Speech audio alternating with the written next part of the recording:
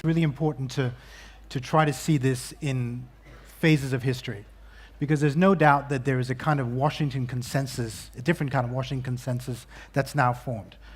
China is an adversary, it's not a competitor, it's entirely zero-sum, and therefore we're going to go from restricting capital to restricting people to restricting technology. There's also no doubt that there's a new Beijing consensus, a different kind of Beijing consensus emerging, which is that Beijing is seeing, not least through the experience of the Huawei story, and the arrest of their CFO, and the targeting of Huawei, a national champion of China, basically for destruction by the US government, that they're seeing this as an incentive above all to do one thing, to double down on China's ability to own the entire ecosystem of these technologies, which they don't yet do. So we are now on a path very much towards this consensus in Washington, which is both Republican, Democrat. In fact, a Democratic president after Trump will add human rights concerns to the strategic concerns and may therefore be even more adversarial towards China. And then Xi Jinping's form of leadership, which is both more authoritarian, more nationalist, tying to this sense that actually we made ourselves hugely vulnerable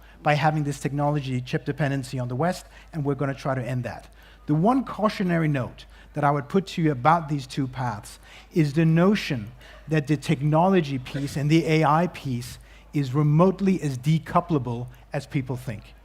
And that has a lot to do with people.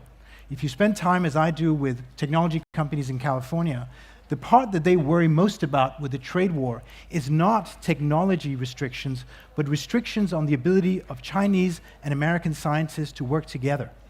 If none of the big companies in California are not hugely currently dependent on AI labs in China and Chinese scientists working in America. So I would just emphasize the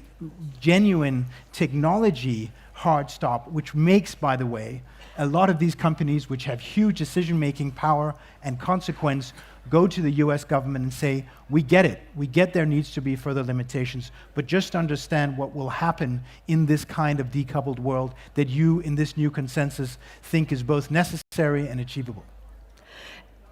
There's a lot more to talk about.